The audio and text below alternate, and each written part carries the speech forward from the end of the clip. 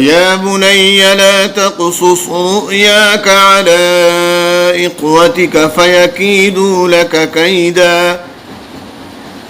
قال يا بني لا تقصص رؤياك على إخوتك فيكيدوا لك كيدا إن الشيطان للإنسان عدو مبين وكذلك يجتبيك ربك ويعلمك من تأويل الأحاديث ويتم نعمته عليك وعلى آل يعقوب كما أتمها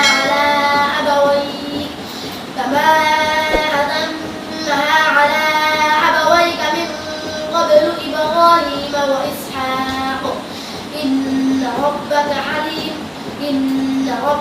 عليم حكيم. لقد كان في يوسف وإخوته آيات للسائلين. لقد كان في يوسف وإخوته آيات للسائلين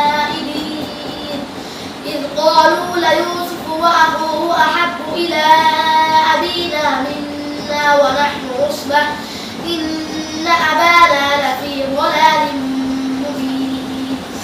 اقتلوا يوسف أو اطرحوه أرضا يخل لكم وجه أبيكم وتكونوا من بعده قوما صالحين. قال قائل منهم لا تقتلوا يوسف وألقوه في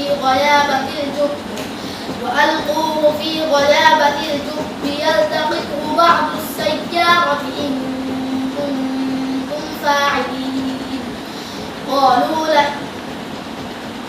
قالوا يا أبانا ما لك لا تأمنا على يوسف وإنا له لناصحون أرسله معنا غدا يرتع ويلعب وإنا له لحافظون.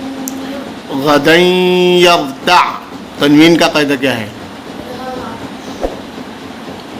क़ाइलुम मिन्हुम। मद का कायदा क्या है? मद्दे